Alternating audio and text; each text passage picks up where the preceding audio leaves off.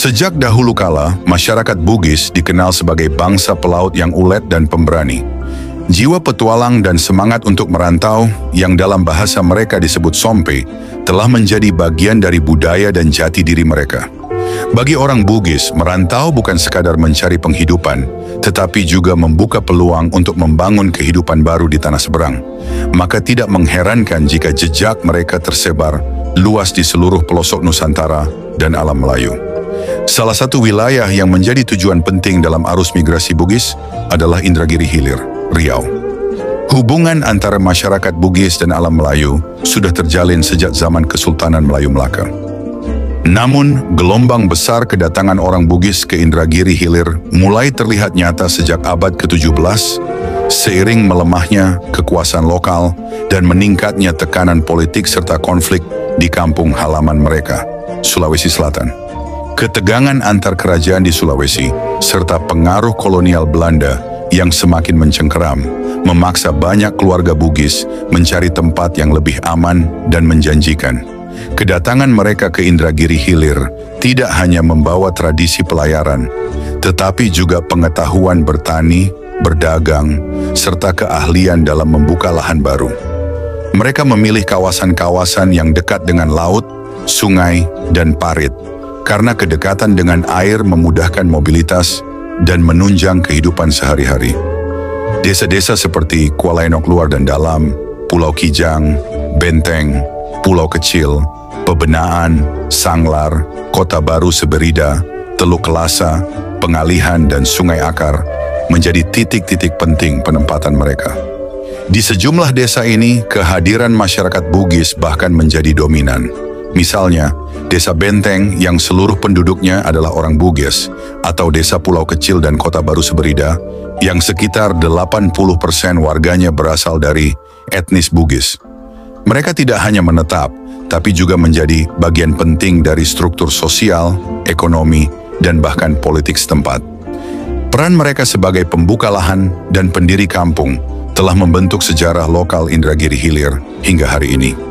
Tidak berhenti di sana, dari Indragiri Hilir, sebagian masyarakat Bugis kemudian melanjutkan pengembaraan mereka ke tempat-tempat lain seperti Pulau Penyengat, Tanjung Pinang, Pulau Batam, dan wilayah Kepulauan Riau lainnya.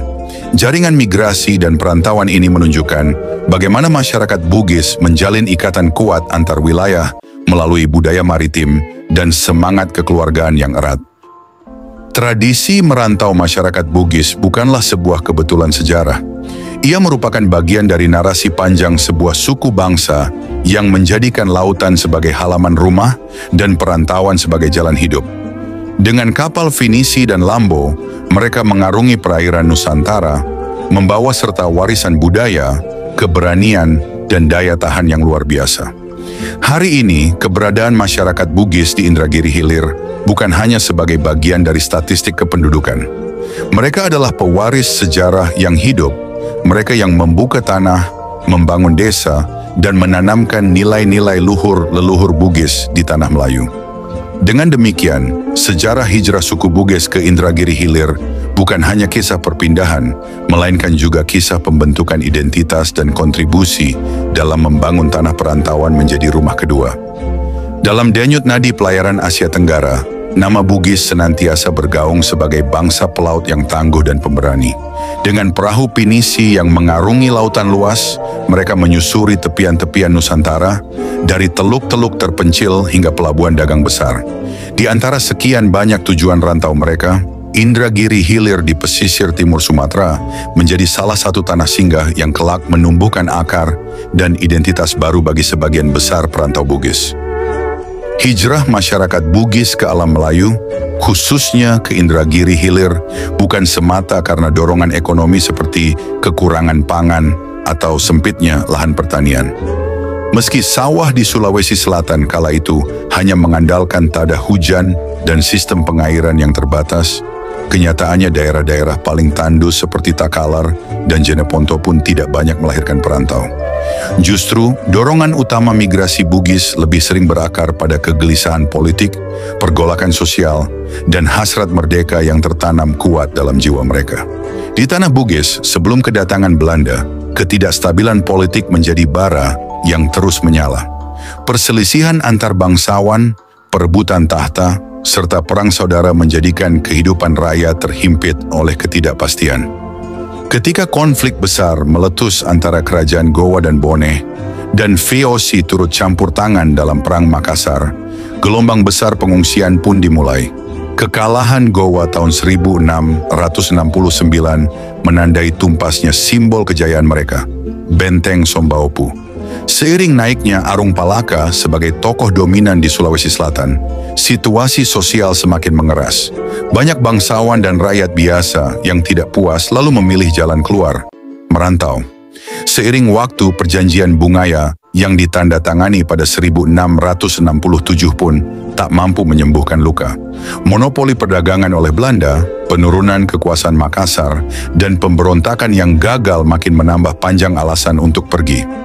Kota Tosora yang runtuh tahun 1670, pusat kekuasaan Bugis Wajo, menjadi puncak tragedi yang mempercepat diaspora. Wajo, salah satu negeri Bugis paling berpengaruh, menjadi sumber utama gelombang migrasi setelah kehancuran itu. Abad-abad selanjutnya tidak banyak berubah.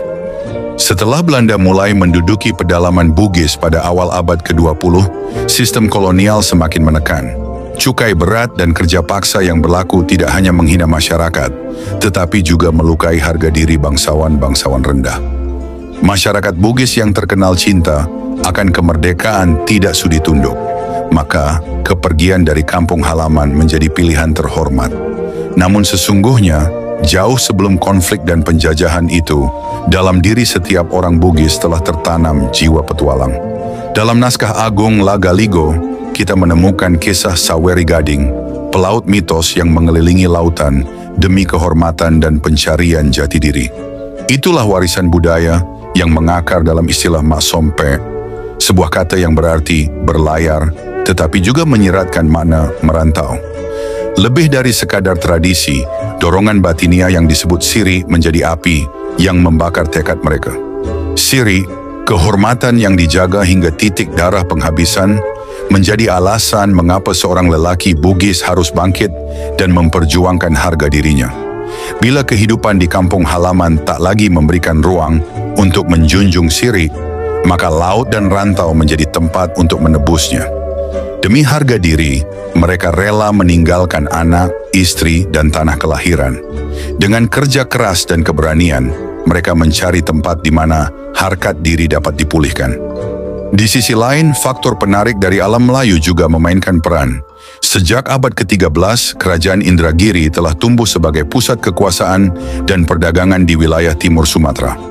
Sultan-Sultan Indragiri yang awal berkuasa di Melaka, hingga kemudian menetap di Pekantua menciptakan stabilitas politik dan membuka peluang bagi para pedagang dan perantau.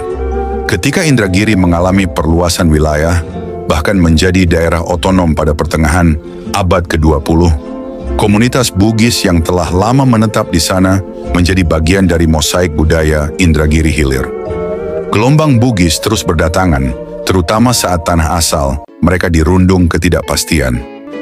Pada masa pemberontakan Kahar Muzakar dari tahun 1953 hingga tahun 1965, gelombang hijrah kembali meningkat. Banyak dari mereka menemukan harapan baru di bumi Indragiri. Di tempat baru ini, mereka bukan hanya pelaut, tetapi juga petani, pedagang, bahkan pemimpin masyarakat. Mereka membentuk koloni, berbaur, dan mewariskan budaya Bugis kepada generasi berikutnya. Maka sebagaimana sering dikatakan oleh para keturunan perantau Bugis, di sana susah, di sini senang. Di sana kerja lebih berat, di sini hasil lebih banyak. Di sana tak ada peluang menambah harta, di sini kami bisa jadi kaya. Dari segalanya, jelas bahwa penghijrahan Bugis ke Indragiri Hilir tidak hanya sekadar pelarian, tetapi sebuah pencarian. Pencarian akan ruang hidup, harga diri, dan masa depan yang lebih baik. Inilah kisah hijrah, perjuangan, dan penaklukan lautan oleh anak-anak Bugis yang tak pernah gentar menjelajahi dunia. Setelah menetap di Indragiri Hilir, masyarakat Bugis tidak sekadar menjadi pelarian dari pergolakan. Mereka datang membawa kebudayaan, adat, dan semangat membangun. Dengan nilai-nilai yang dibawa dari tanah leluhur, seperti siri, pangadereng, dan semangat Masompe, mereka menanamkan identitas di tanah baru, sambil tetap menghormati budaya lokal yang telah lebih dahulu tumbuh. Perkampungan-perkampungan Bugis bermunculan di sepanjang tepian sungai dan daerah pesisir, terutama di kawasan-kawasan seperti Kuala Enok, Tembilahan, Manda, dan Kateman. Di sana, rumah-rumah panggung khas Bugis berdiri, dengan arsitektur yang serupa dengan kampung halaman mereka di Sulawesi. Bahasa Bugis tetap hidup, digunakan dalam percakapan sehari-hari, dalam doa, dan dalam petuah para tetua. Namun, interaksi dengan masyarakat tempatan seperti suku Melayu dan Banjar melahirkan bentuk budaya baru. Perkawinan antar suku menciptakan generasi yang fasih dalam banyak bahasa dan kaya dalam adat. Dalam konteks keagamaan, masyarakat Bugis yang umumnya menganut Islam Sunni turut memperkuat jaringan ulama dan pesantren di wilayah Indragiri Hilir yang berkembang pesat sejak abad ke-19. Peran ekonomi mereka pun sangat menonjol. Sebagai pelaut dan pedagang, orang Bugis menjalin jalur niaga hingga ke Selat Malaka, Jambi, bahkan sampai ke Singapura dan Johor. Mereka juga mengembangkan pertanian pasang surut, membuka lahan gambut dan rawa, serta membangun kanal-kanal kecil untuk irigasi dan perhubungan air. Dalam waktu yang tidak lama, mereka menjadi bagian penting dalam struktur sosial dan ekonomi Indragiri Hilir. Yang menarik, masyarakat Bugis tidak pernah melupakan asal-usul mereka. Mereka terus merawat silsilah keluarga, nama-nama kampung Bugis dipertahankan, dan upacara-upacara adat tetap dijalankan dalam peristiwa penting seperti pernikahan, kelahiran, dan kematian. Di berbagai wilayah Indragiri Hilir, hingga kini masih digelar Mapaci, tradisi suci Bugis menjelang pernikahan, yang menandai kesucian dan restu dari orang tua. Pemerintah daerah pun mencatat peranan besar masyarakat Bugis dalam pembangunan. Ketika Indragiri Hilir resmi menjadi kabupaten daerah tingkat 2, pada 20 November 1965, tokoh-tokoh Bugis telah turut serta dalam musyawarah, pengambilan kebijakan, dan pemerintahan lokal. Dari pelaut perantau, mereka menjelma menjadi tokoh masyarakat, guru, ulama, pengusaha, bahkan pemimpin daerah. Hijrah yang dahulu dimulai dari ketidakpastian, kini menjelma menjadi kisah keteguhan dan keberhasilan. Dari laut yang luas hingga rawa yang dalam, masyarakat Bugis membuktikan bahwa identitas tidak hanya ditentukan oleh tempat lahir, tetapi juga oleh semangat untuk bertahan, belajar, dan menanamkan akar dimanapun mereka berlabuh. Sejak awal kedatangan orang Bugis ke Tanah Melayu, khususnya di wilayah Kabupaten Indragiri Hilir, mereka menunjukkan kemampuan adaptasi dan interaksi yang kuat, baik terhadap lingkungan alam maupun sosial yang mereka temui. Dalam hal pemanfaatan lingkungan alam, suku Bugis memulai dengan merambah hutan dan membuka lahan untuk kemudian dijadikan area pertanian dan perkebunan. Mereka menanami lahan tersebut dengan berbagai komoditas penting seperti kelapa, padi, dan kopi. Semuanya demi memenuhi kebutuhan hidup dan mencari penghidupan yang lebih baik. Upaya ini membuahkan hasil besar. Dalam perjalanan waktu, luasnya lahan kelapa yang dikelola oleh masyarakat Bugis membuat Indragiri Hilir dikenal sebagai negeri hamparan kelapa. Bahkan produksi kelapa dari wilayah ini menjadi yang terbesar di Indonesia, bahkan di dunia. Kelapa pun menjadi komoditas unggulan yang mendorong berkembangnya sektor industri pengolahan dan perdagangan di daerah ini. Tak mengherankan bila sebagian besar masyarakat Indragiri Hilir berprofesi sebagai petani kelapa, atau setidaknya memiliki lahan perkebunan kelapa sendiri. Dukungan infrastruktur seperti pelabuhan angkut di Kuala Enok semakin memperkuat aktivitas ekonomi masyarakat dan memudahkan distribusi hasil perkebunan. Di sisi sosial, suku Bugis tetap memegang teguh nilai-nilai dan tradisi leluhur meski telah jauh dari tanah asal mereka. Prinsip-prinsip seperti etos kerja, kejujuran, dan kehormatan menjadi landasan dalam berinteraksi dengan sesama. Hal ini menjadikan suku Bugis mudah diterima oleh masyarakat lokal dan menciptakan hubungan yang harmonis dengan berbagai suku lain di Indragiri Hilir. Toleransi dan saling menghargai menjadi fondasi kokoh bagi kehidupan sosial yang rukun. Tidak hanya di bidang sosial dan ekonomi, peran suku Bugis juga terlihat signifikan dalam sektor pemerintahan. Jiwa kepemimpinan yang kuat serta komitmen terhadap tanggung jawab membuat banyak tokoh Bugis dipercaya menduduki posisi penting, baik di DPRD maupun sebagai kepala dinas. Keterlibatan aktif ini menunjukkan bahwa kontribusi mereka dalam pembangunan daerah sangat nyata. Meski demikian, hingga kini belum ada tokoh dari suku Bugis yang menjabat sebagai Bupati Indragiri Hilir. Sebuah catatan kecil di tengah kiprah besar mereka dalam sejarah dan kemajuan daerah ini. Dalam kebudayaan Bugis, semangat kerja keras bukan sekadar anjuran moral, melainkan bagian tak terpisahkan dari identitas dan nilai hidup. Etos kerja ini dikenal dengan istilah reso, yang dalam bahasa Bugis berarti usaha, ketekunan, dan kerja keras tanpa mengenal lelah. Reso bukan hanya tentang mengejar hasil, tetapi juga mencerminkan keyakinan bahwa melalui kerja keraslah rahmat Tuhan akan tercurah. Prinsip reso hadir dalam hampir seluruh aspek kehidupan orang Bugis. Ia menjadi fondasi dalam menjalani mata pencaharian, menempuh pendidikan, hingga dalam interaksi sosial. Masyarakat Bugis sejak lama dikenal sebagai pelaut ulung, pedagang tangguh, dan petani tekun. Semua peran ini dijalani dengan semangat kerja yang tinggi. Mereka tak sekadar bekerja untuk hidup, melainkan bekerja sebagai bentuk pengabdian, tanggung jawab, dan kehormatan diri.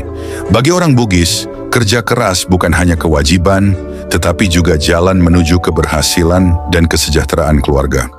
Karena itulah, generasi muda dididik sejak dini untuk memiliki semangat reso, agar kelak mereka mampu berdiri tegak menghadapi tantangan hidup. Pendidikan pun tak luput dari perhatian. Meski hidup dalam tradisi, orang Bugis sangat menghargai ilmu pengetahuan. Mereka mencari ilmu dari berbagai sumber, baik formal maupun informal, karena meyakini bahwa pendidikan adalah pelengkap kerja keras dalam mencapai kehidupan yang lebih baik. Di balik semangat reso terdapat pula nilai luhur lain yang mengakar kuat, yaitu siri. Siri adalah rasa harga diri, malu, dan kehormatan yang menjadi penggerak batin seseorang untuk berbuat terbaik dalam hidupnya. Orang Bugis yang menjunjung tinggi siri tidak akan tinggal diam menghadapi kegagalan atau kemalasan. Mereka akan bangkit, berjuang, dan bekerja lebih keras lagi. Tak hanya kerja keras dan kehormatan, etos kerja Bugis juga ditandai oleh keberanian dan kejujuran. Dalam pergaulan maupun dalam usaha, orang Bugis dikenal berani mengambil risiko dan jujur dalam bertindak. Dua sikap ini memperkuat semangat reso, menjadikannya bukan sekadar nilai budaya, melainkan kekuatan moral yang membentuk karakter masyarakat Bugis secara turun-temurun. Dalam kehidupan masyarakat Bugis, nilai-nilai luhur tidak hanya tercermin dalam konsep reso, semangat kerja keras dan ketangguhan, tetapi juga dalam semangat kebersamaan dan solidaritas sosial yang kuat. Salah satu bentuk nyata dari nilai ini adalah tradisi gotong royong, yaitu sikap saling membantu tanpa pamrih dalam berbagai aspek kehidupan, mulai dari pekerjaan bertani, membangun rumah, hingga saat terjadi musibah. Gotong royong bukan sekadar kerja bersama, tetapi merupakan cerminan rasa empati dan kepedulian yang mengakar dalam kehidupan masyarakat Bugis. Nilai ini semakin diperkuat oleh filosofi hidup Sibali Perry, yang secara harfiah berarti seikat tali. Dalam makna yang lebih dalam, Sibali Perry melambangkan keterikatan batin antar sesama manusia, rasa persaudaraan yang tidak memandang perbedaan ras, agama, atau suku.